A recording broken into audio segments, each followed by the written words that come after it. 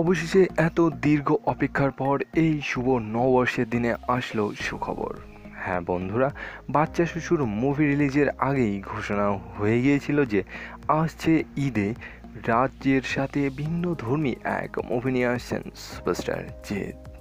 আর সেই মুভিটি জিদ্দার ক্যারিয়ারের 50তম মুভি হতে যাচ্ছে। এই 50তম মুভিটিকে স্মরণীয় করে রাখতে যা যা করা দরকার তার সবাই করছেন সুপারস্টার জিৎ।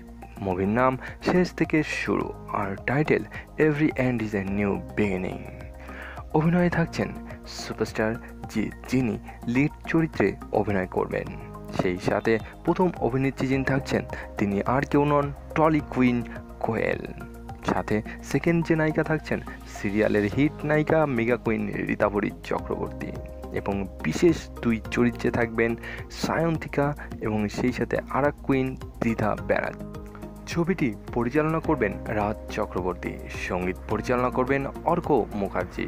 সেই জানুয়ারি থেকে অপেক্ষার পর জিৎ প্রকাশ করলেন তার নতুন মুভির ফার্স্ট লুক দেখে রিলিজ হওয়ার পরপরই ঝড় ওঠে পুরো টলিউড ইন্ডাস্ট্রিতে।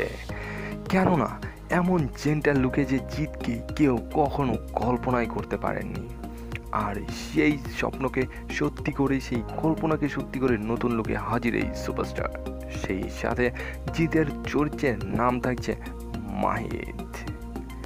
ফেসবুক, টুইটার, ইনস্টাগ্রাম এ বর্তমানে ভাইরাল হয়েছে এই লুক। টলিউডের প্রথম সারির অভিনেতা অভিনেত্রীরা অবাক এমন অসাধারণ লুক দেখে।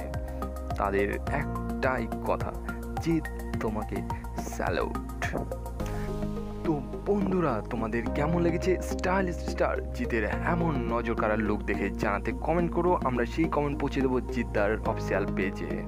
সেই সাথে আমাদের এই ছোট্ট চ্যানেলটি সাবস্ক্রাইব করতে ভুলো না যেন, সাথে বেল আইকনটাও প্রেস করো।